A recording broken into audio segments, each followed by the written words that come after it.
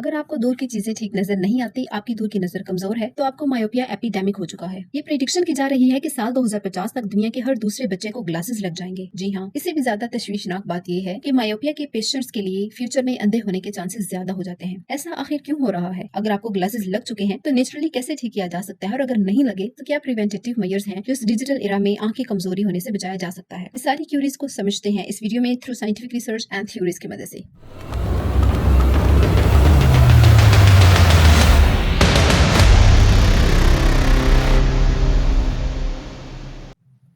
अस्सलाम वालेकुम, welcome to GK competitive edge. आपको पेरेंट्स की तरफ से कही जाने वाली बचपन की वो बात याद है, इतना टीवी मत देखो, आंखें खराब हो जाएंगी, चश्मे लग जाएंगे। और देखिए आज की सच्चाई, करोड़ों बच्चों को चश्मे लग चुके हैं। अगर आपको दूर से ठीक नजर नहीं आता तो आपकी दूर की नजर कमजोर है और इसे नियर साइटेडनेस या फिर साइंटिफिक लैंग्वेज में मायोपिया बोलते हैं। आजकल मायोपिया की बीमारी इतनी आम हो चुकी है कि इसे मायोपिया एपिडेमिक बोलते हैं, क्योंकि आज हर 5वें बच्चे को मायोपिया की बीमारी है और ये प्रेडिक्शन की जा रही है कि साल 2050 तक दुनिया के हर दूसरे बच्चे को ग्लासेस लग जाएंगे। ऐसा आखिर क्यों हो रहा है? What are the actual reasons behind myopia? इन सारी क्यूरीज को समझने के लिए जरूरी है पहले ये समझा जाए कि आंख फंक्शन किस तरह करती है। इस डायग्राम में देखिए आंख का स्ट्रक्चर। ह्यूमन आई बेसिकली एक कन्वेक्स लेंस पर मुश्तमिल होती है।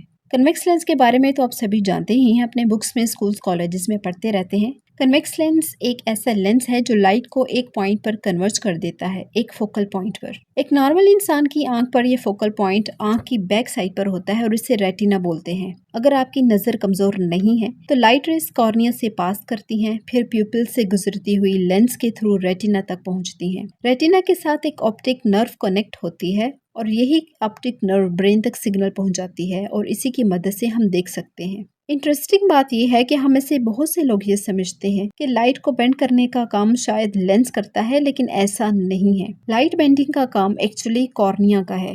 इट मीन्स अगर आपकी आंखें सही काम नहीं कर रही तो आपकी कॉर्निया की शेप बदल चुकी है। इनफैक्ट मायोपिया या फिर हाइपरओपिया, इसमें आई बॉल की शेप तब्दील हो जाती है, और जब आई बॉल की शेप ही तब्दील हो जाती है तो फिर हम दूर की अशिया ठीक से नहीं देख पाते।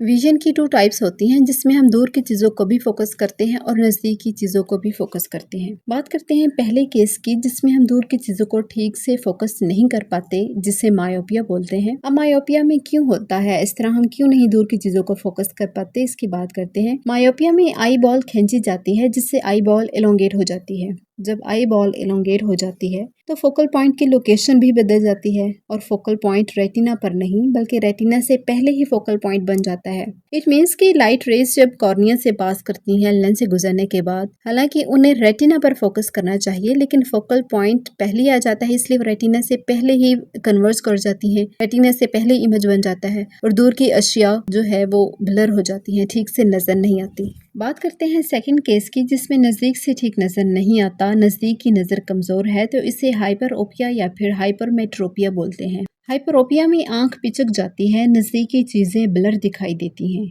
इट मीन्स कि फोकल पॉइंट रेटिना के बाद बनता है और लाइट रेज जो है वो रेटिना के बाहर कहीं दूर जाके कन्वर्ज होती हैं और नज़दीक की चीज़ें ब्लर हो जाती हैं। यहाँ पर एक इंटरेस्टिंग फैक्ट बताती चलूँ कि आमतौर पर न्यूबॉर्न बेबीज़ की आंखें पिचकी होती हैं, यानी कि उनकी हाइपरोपिक आइज होती हैं। फिर 1-2 साल के बाद जैसे जैसे ग्रोथ होती जाती है, बच्चे की आई बॉल नॉर्मल हो जाती है और इससे बच्चे की विजन भी नॉर्मल होती जाती है। चलिए एक एग्जांपल लेते हैं। अपनी फिंगर को अपनी आंखों के सामने रखें, जरा फासले पर रखें और इसे फोकस करें, आप इसे क्लियरली देख पा रहे हैं। फिर आहिस्ता आहिस्ता अपनी फिंगर को अपनी आंखों के करीब लाते जाएं। आप देखेंगे कि जब फिंगर आपकी आंखों के करीब आ चुकी है फिर भी आपको ये फिंगर क्लियरली नजर आ रही है। ऐसी कौन सी चीज है, ऐसा कौन सा फिनोमेना है जिसकी बदौलत हम एट अ टाइम दूर की चीजों को भी फोकस कर लेते हैं और नजदीक की चीजों को भी फोकस कर लेते हैं? इट मीन्स कि हमारा eye ball at a time elongate भी हो जाता है और कॉन्ट्रैक्ट भी हो जाता है। इस चीज का जवाब ये है कि अल्लाह पाक ने हमारी आंख में एक मशीनरी रखी है, मेन मसल्स हैं जिन्हें हम सीलरी मसल्स बोलते हैं। इन सीलरी मसल्स ये कॉन्ट्रैक्ट और रिलैक्स करते हैं,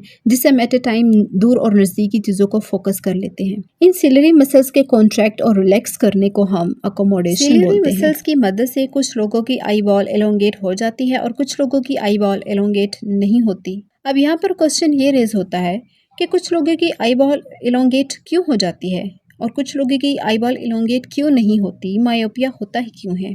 इस बात को हम 3 अलग-अलग थ्योरीज की मदद से समझने की कोशिश करते हैं कि इस बात का आंसर आखिर क्या है। पहली हमारी थ्योरी है नियर वर्क थ्योरी। जानते हैं नियर वर्क थ्योरी हमारी IVN में क्या रिलेशन है। साइंटिस्ट का कहना है कि जितना ज़्यादा हम नियर वर्क करते हैं इतना ही आंखों पर स्ट्रेन बढ़ता है, और जितना आंखों पर स्ट्रेन बढ़ेगा इतना ही सिलरी मसल्स को काम करना पड़ेगा, और इतनी ही देर तक हमारी आई बॉल गोल बनकर रहेगी, यानी कि स्क्वीज रहेगी। जितनी लॉन्ग ड्यूरेशन के लिए आई बॉल स्क्वीज रहेगी इतना ही आई बॉल के लिए वापस रिलैक्स होना मुश्किल हो जाएगा। ज़्यादा स्क्रीन का इस्तेमाल करने से या फिर ज़्यादा बुक रीडिंग करने से भी आई बॉल स्क्वीज्ड ही रहता है। लेकिन ये नियर वर्क थ्योरी पहली थ्योरी नहीं है। आपको बताती चलूं कि इससे पहले एक और थ्योरी थी जिस पर बिलीव किया जाता था कि शायद यही असल वजह है नज़र की कमजोरी की, और वो है DNA थ्योरी। DNA थ्योरी के अकॉर्डिंग हमारे जेनेटिक्स डिसाइड करते हैं कि आई बॉल को एलोंगेट होना है या फिर स्क्वीज होना है। अगर हमारी फैमिली में से, हमारे पेरेंट्स में से किसी को ग्लासेस लगे हुए हैं तो नॉर्मली किसी न किसी बच्चे को ग्लासेस लग जाएंगे, और यह है DNA theory.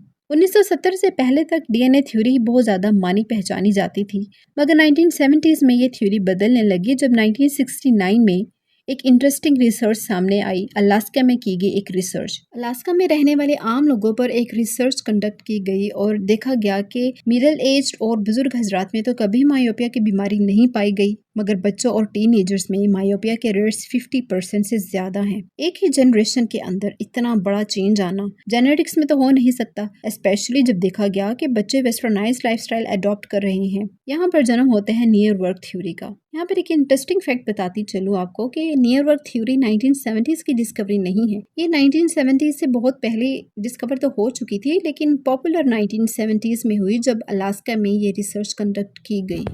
Late 19th century की एक बुक में ये सजेस्ट किया गया था कि अगर आपको मायोपिया को ट्रीट करना है तो हवा बदलनी पड़ेगी, एक COH लेने की ज़रूरत है।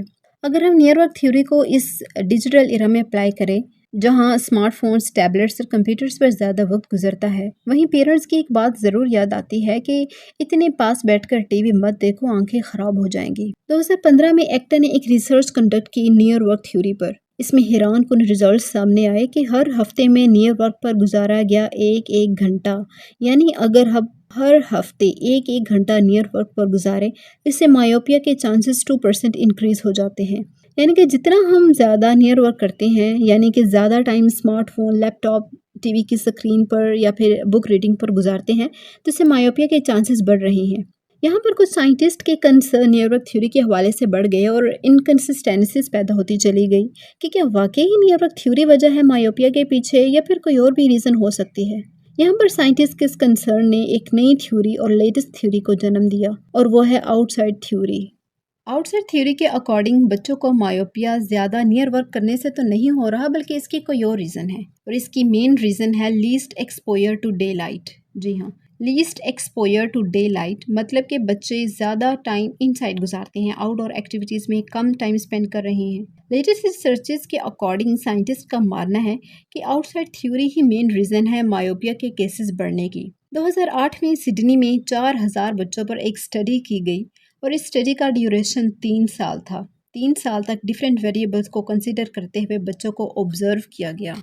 बच्चे बाहर जा रहे हैं या नहीं जा रहे, बच्चे बाहर जाकर क्या कर रहे हैं, और अगर इनसाइड है तो कितना नियर वर्क कर रहे हैं।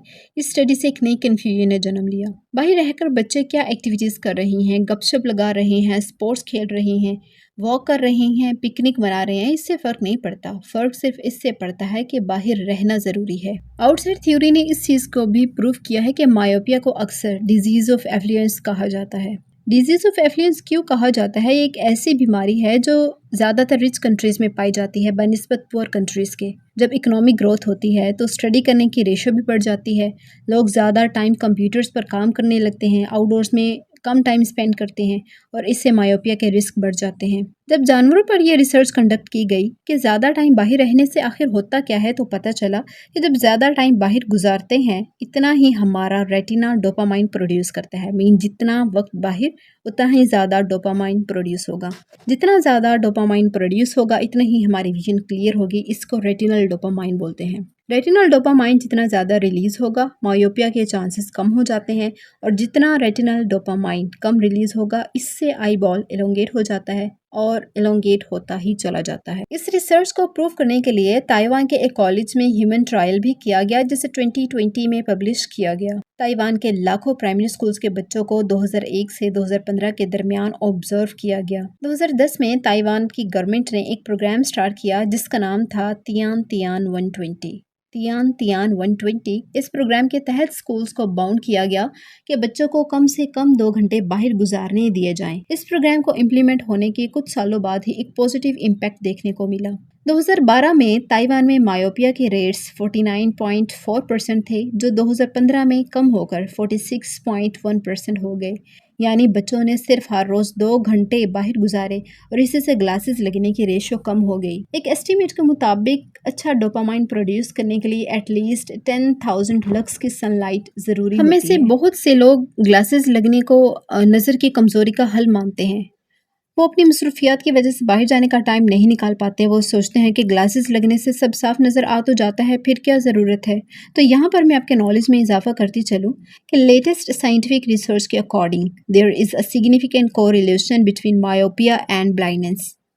इन्वेस्टिगेटिव ऑफ्थेल्मोलॉजी विजुअल साइंस के 2020 में पब्लिश किए गए जर्नल के मुताबिक 2050 में 10% लोगों को दुनिया भर में हाई ग्रेड मायोपिया हो जाएगा। हाई ग्रेड मायोपिया का मतलब है कि अगर आपकी ग्लासेस का नंबर 6 से ज़्यादा है तो जितना ज़्यादा ग्लासेस का नंबर बढ़ता जाएगा उतना ही आँख का आई बॉल एलोंगेट होता जाएगा, हमारी आई एलोंगेटेड होती जाएगी और फ्यूचर में अंधे होने के रिस्क भी बढ़ जाते हैं। ऐसा किस लिए है, चलिए जानते हैं। व्यूअर्स, हमारी आंख का रेटिना एक फाइनाइट पोजीशन पर मौजूद होता है और जब मायोपिया की वजह से आंख एलोंगेट होती जाती है तो रेटिना को मज़ीद थिन होकर पूरी आंख पर स्प्रेड आउट होना पड़ता है, आंखें उस एरिया पर। रेटिना जितना ज़्यादा पतला होता जाएगा उतना ही रेटिना के फटने के चांसेस बढ़ जाते हैं। एग्जाम्पल लेते हैं एक बैलून की, उसमें जितनी हवा भरते जाएं वो पतला होता जाता है और फिर एक वक्त आता है जब वो मज़ीद हवा बर्दाश्त नहीं कर सकता, थिन हो जाता है और फिर फट जाता है। यही केस है रेटिना का।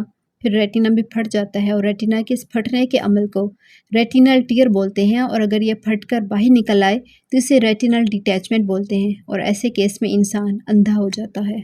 कोविड-19 के बाद चाइना में बच्चों पर एक स्टडी की गई जिसमें मायोपिया के रेट्स को कंपेयर किया गया पेंडेमिक से पहले और पेंडेमिक के बाद। 2015 से 2019 के दौरान ये देखा गया कि 6 साल के बच्चों में मायोपिया के रेट्स 5.7% पर हैं, लेकिन जून 2020 में 5 महीने लॉकडाउन में रहने के बाद बच्चों में मायोपिया के रेट्स 21.5% पर पहुंच गए। जस्ट इमेजिन कि 6 साल में बच्चों में हर 5 बच्चों में से एक बच्चे को ग्लासेस लग गए। घर के अंदर बंद रहना, आउटडोर्स ना करना, 5 महीने तक बाहर ना जाना, उससे इतने से रिजल्ट सामने आए और जो कंटिन्यूअसली इंडोर रहते हैं उनकी आंखों पर क्या असर पड़ेगा।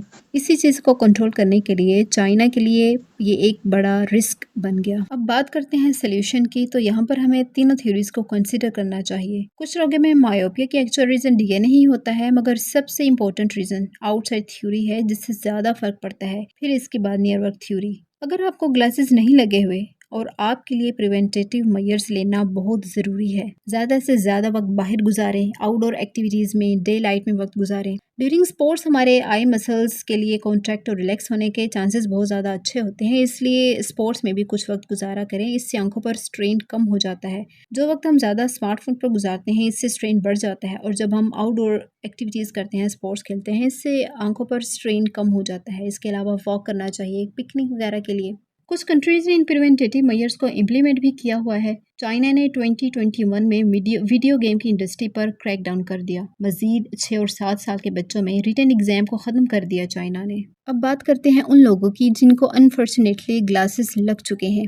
तशवीशनाक बात यह है कि मायोपिया एक इरिवर्सिबल प्रोसेस है। जब आई बाल एक बार एलोंगेट हो जाए तो वो रिवर्स नहीं होता, मगर हाँ, आई बाल को मजीद एलोंगेट होने से ज़रूर बचाया जा सकता है इन तमाम प्रिवेंटेटिव मेजर्स पर काम करते हुए। नेचुरली तो एलोंगेटेड आई बाल को रिवर्स करने का कोई फिनोमेना, कोई तरीका, कोई हल नहीं है, मगर आर्टिफिशियली इसको कंट्रोल किया जा सकता है, जिसे लेजिक सर्जरी भी बोलते हैं। Lasik surgery normally average 15 to 20 minutes की होती है और इस सर्जरी में लेजर के जरिए कॉर्निया की माइक्रोस्कोपिकली कॉर्निया के कुछ पार्ट को कट किया जाता है, इससे कॉर्निया की शेप शेप बदली जाती है, फिर इसके बाद विजन नॉर्मल हो जाती है। लेकिन ये भी आर्टिफिशियली बेसिकली इसके कुछ साइड इफ़ेक्ट्स भी होंगे। तो मैं आपको सजेस्ट करती हूँ कि जब भी आप नियर वर्क करें, इस बीच में रेगुलर ब्रेक्स लिया करें, ज़्यादा से ज़्यादा वक्त बाहर गुजारें, वीडियो गेम्स, कंप्यूटर और स्मार्टफोन्स पर कम वक्त गुजारें। अगर आज की वीडियो आपको पसंद आई हो तो मज़ीद इन्फॉर्मेशन के लिए हमारे चैनल जीके कम्पेटिटिव एज के साथ जुड़े रहिए।